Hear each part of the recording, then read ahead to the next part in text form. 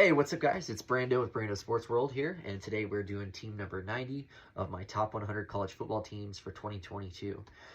Today we are doing team number 90. That is the Old Dominion Monarchs out of the Conference USA. So we'll go ahead and get on into it here. Their 2021 record, they were 6-7, so they just missed that .500 echelon that you really want to be hitting out of those conferences. But yeah, let's go ahead and get on into it. These guys here are playing a pretty tough schedule, opening up out of conference. ACC team, Virginia Tech. It is a home game. I'm not 100% sure if that's a neutral site game, but I'm pretty sure it's just a home game. I could be wrong there, so I apologize if I am. But yeah, Old Dominion just recently came from the FCS ranks not too long ago, if I'm not mistaken. Another thing I'm not 100% sure on, so if I'm wrong on that, I do apologize as well. But yeah, we'll get into it here. Virginia Tech. I don't think that they're going to win this game. I think this might be closer than people would anticipate, just because it's the first game of the season and everyone's kind of getting into it and getting those odds and ends fixed, dotting the I's, crossing the T's. So yeah, they're going to be 0-1 to start the season here.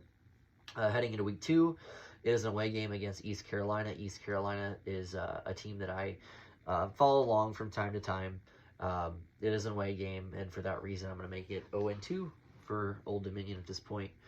Heading into week 3 is an away game. It's against Virginia, the Cavs, another decently tough team that you probably don't want to be playing, an out-of-conference game, and they really didn't do themselves many favors, but we'll see how it pays for them towards the end of the schedule by playing some of these tougher teams. But yeah, away game at Virginia. I don't think that they're going to win that either, so they're going to start the season 0-3, making people question how things are going and how the season might end up for them. But never fear, week 4 is here. They go up against Arkansas State at home, and it's a very winnable game. All that tough games that they've been playing up to this point has kind of built them mentally, physically. I think they're ready for it, and I think that they're going to win that game against Arkansas State. Now they are 1-3. Heading to week 5, unfortunately, they're going to do another brick wall here. It's against Liberty. And I don't think that this will be a very close game. I think Liberty is probably the better team here. So for that reason, I'm going to make Old Dominion 1-4 for week 5. Good news is there's a bye week here. So that'll give them some time to rest up after that kind of daunting schedule for them. Bad news is another brick wall here. It's an away game. And not only that, it's against Coastal Carolina. That's going to be a very tough game. I think maybe you guys might keep it close for the first quarter or two.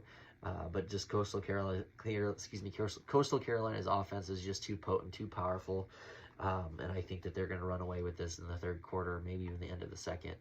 So, yeah, 1-5 on the season. Not a good start to the season, but there's still plenty of games to be won here. So heading into the next week, it is a very winnable game. It's a home game for you guys. It's against Georgia Southern. I do think that you guys win this game and become that, or that'll make you guys 2-5 on the season now. The following week, it is an away game at Georgia State. I think this game will be a little bit close here, just because it's an away game. You guys did win that game against Georgia Southern the week prior. I think you're going to slowly build a little bit of momentum here, and you're going to win that game against Georgia State this week, making you 3-5 on the season. So they're not out of bowl eligibility yet. The following week, they're playing Marshall. It is a home game. I think this is one of those games that's going to be really close and come down to the wire. Just these Conference USA teams kind of beating each other up. I'm going to say the ball doesn't go in your guys' favor in this one, though, unfortunately, and you become 3-6 on the season here. Now you must win the rest of your games to become bowl eligible. Heading to week 10, you just might make it happen because it's against James Madison. It is a home game. I don't think this game will be too close. I think you guys got a little fire in your bellies. We're going to go ahead and say you're 4-6 on the season with that James Madison win. Heading to week 11 is an away game at App State. App State, comparably over the last several years, has been a pretty decently tough team. I think this game will be close. I think you guys will be fighting for your lives here. However, I'm going to say this is a loss, making you guys 4-7 on the season here. And then heading into week 12, it is an away game. I do think it's a very winnable game. It's against South Alabama.